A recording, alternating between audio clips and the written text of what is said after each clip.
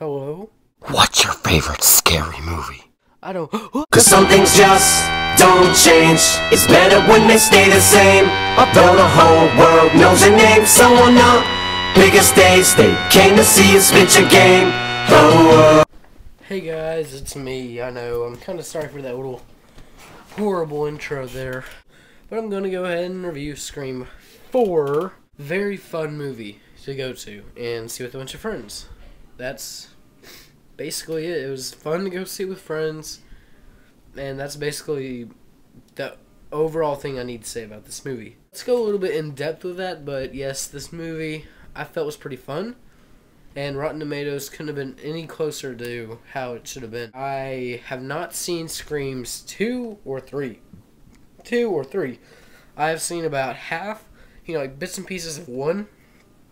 And I saw Scary Movie. It's everything Scream related I've seen.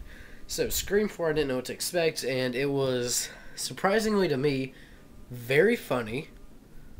It was very funny. Some parts were kind of stupid on purpose, though, which added to it, and very scary in some parts. Let's go into detail a little bit with this. The story was, overall, it was basically the one thing they had to work with, Like, it's been 15 years, so they did the one thing they could do, and I think that the plot overall is pretty good. The killer, actually, to tell you the truth, I didn't know who it was. I'll talk about this a little bit more. I didn't know who it was at first. I had a few guesses, and then as some of those people started dying off, I kind of revised it, and about halfway through the movie, I figured out who it was, and it was that person. That's all I want to say about that. Now, for the acting, I thought the acting overall was, I don't know why people are bashing it. It's not supposed to be award-winning or anything, but I thought for what it was supposed to be, it was pretty good. Not really good, but, believable, at least. There were some pretty stupid lines, but some pretty fun lines as well. So I think that it was overall believable and exceptional for a horror movie. Next, the scares. They were kind of creative, not very creative, It was basically, you knew what to expect, but you like that, You wanted to see, you saw exactly what you wanted to see. Let's just say that, You weren't going to be surprised, like Insidious. But you did kind of expect what to do. It was kind of fun, though. It was a very fun movie to go see.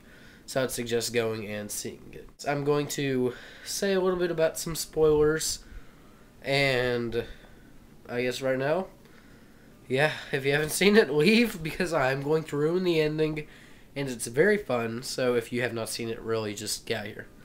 Okay, guys, hopefully everyone who has not seen it is gone, and let's talk about the main spoiler of this movie. Near the beginning, I was kind of thinking, there's no way they're going to establish these characters good enough for me to make a guess.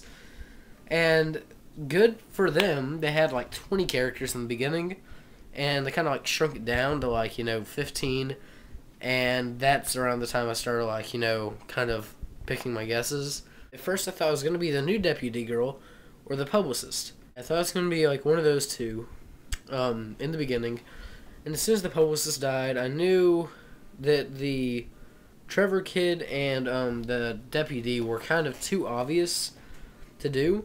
So I thought about some more, and I finally, I'd say around the party scene, where they're having the film festival, around then was when I realized that it was going to be Jill. But my friend didn't believe me, because, there's that scene where they were looking through the window and you could see him, and it was her and her friend, so, that he said, oh, well, dude, it can't be her because they were looking at the killer. Well, I knew that there was going to be like a combo. And honestly, the hospital scene near the end, I feel like they were kind of stretching at that point. They did end it kind of good, but they were really stretching. It would have been better, in my opinion, if she would have got away with it, because I don't think they've done that in any of the Scream movies yet. Something else I noticed very quickly was everybody new in this movie, except for the deputy, died. Everybody. The only characters that were in the first ones were, of course, the girl who survived the first movie, the cop, and the cop's wife, and then the deputy. And they were the only ones who survived. Well, except for the deputy. She's brand new, but the rest of them, they all survived. Oh my god. It was just stupid. That's what it was. I guess that's basically all. Oh, one more thing. Do you remember when the girl's inside the basement and she can see her boyfriend getting about to get killed, and then, you know, he stands up and kills her? You know that scene? Well, I was actually when she walks out of the basement door, everybody in the theater at the same time screamed. Like, they're like, "You idiot, what are you doing?" So that was kind of funny to me. Also, me and my friend, I saw it with 3 friends actually, but me and the main friend I was talking to throughout the movie, we screamed or yelled every single time a scary part happened.